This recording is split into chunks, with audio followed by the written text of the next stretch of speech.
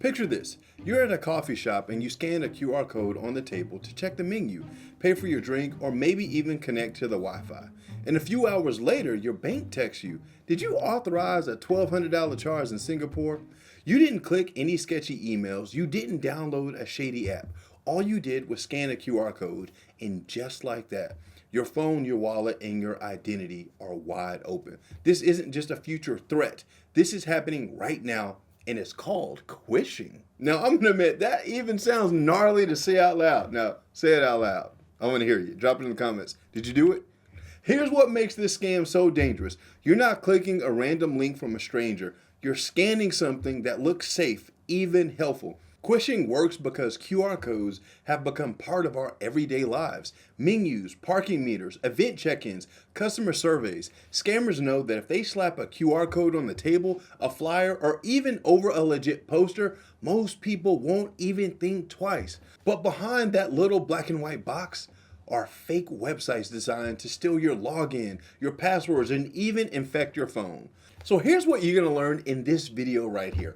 How they are pulling this off, and how to tell what is a legit QR code and what is a digital ambush. And first of all, I probably know what you're already thinking. What is Quishing anyway? We're gonna break it down all in this video. And just in case you're new to this channel, what up, cyber hero? Welcome. I'm Boyd Clewis, internationally recognized cybersecurity expert, but on YouTube, you can call me Sherlock Homie.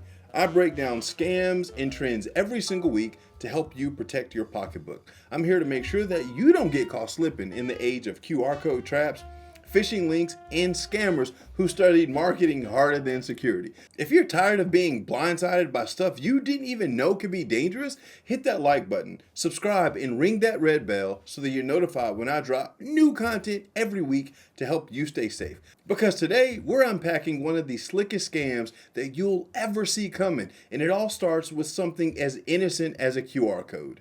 Now, some of you may think nothing of this, so let me show you how real this is, telling you exactly what happened to Jasmine.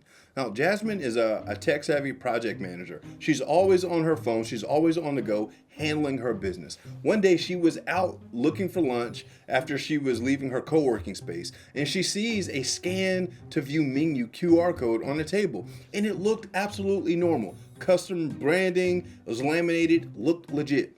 So what does she do? Exactly what you and I would do. She scans it and she gets redirected to a slick page with a pop-up asking to verify her location access to continue. So she clicks yes and she agrees. 2 hours later, her phone starts bugging out, battery draining fast, weird redirects in her browser, then her Instagram logs her out completely. Before she knows it, the hacker is inside her email, changing her passwords, and triggering security notifications like fireworks, all from one harmless looking QR code on the lunch table. And here's the kicker. That sticker had been slapped on the top of the real menu code, probably by a scammer who came in, ordered a water, and dipped. Because let's be real, scammers, they ain't out here paying. They're not out here paying. They make it look legit so they can set the scenario, to set the trap for other people to fall into it. So let me break this down to you. Here is how Quishing works step by step. First comes the bait. Scammers print out their own QR codes, usually links to phishing pages, malware downloads, or credential harvesting sites. Phishing pages are websites that look legitimate, but their sole purpose is to trick you to giving personal information, email, phone number, passwords, etc. And when we're talking about malware, we're talking about malicious software. Think about the Trojan horse. It would be maybe like a video game or some application that seems legitimate, but ultimately it is designed for you to install that application so it can steal information from your phone or from your computer. So step 2 is strategic placement. And this is what pisses me off because they go through great detail and planning for this. They stick these codes in public places, over real restaurant menus, parking machines, event flyers, or fake Wi-Fi access signs in coffee shops. So typically what these scammers are going to do when we're talking about strategic placement, they are going to put these QR codes in places that either have high traffic volume or in places where they know there will be high financial wealthy people there. So think about this. It's either have a lot of people or have fewer people with more money. So there's a thought process that goes behind laying these QR codes, hoping people will fall for it, which goes into number 3, which is you scanning the QR code. The QR code then opens what looks like a legitimate website, but the problem is it's a copycat. And some will ask you to log in, others will trigger app downloads, or others will pop up notifications on your phone asking you to accept. And let's be real, most people don't know what they're accepting. They just see a pop-up wanting to get to their food, wanting to get access to the parking meter, and they just click, okay, agree, and it's game over. Because here is the problem that leads to step 4, data theft. Once you've entered your credentials or allowed access, they got you. Email, social accounts, location data, maybe even full device control, depending on what you allowed access to or what they installed on your phone or device.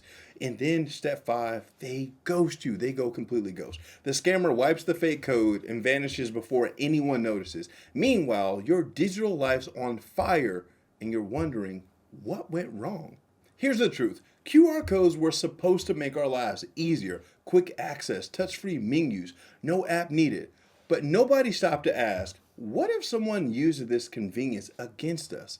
There's no universal system to verify QR codes, no built-in browser warnings, and most restaurants, retailers, and public places aren't checking if someone slapped on fake QR codes. So I'm going to tell you this, convenience is a scammer's best friend.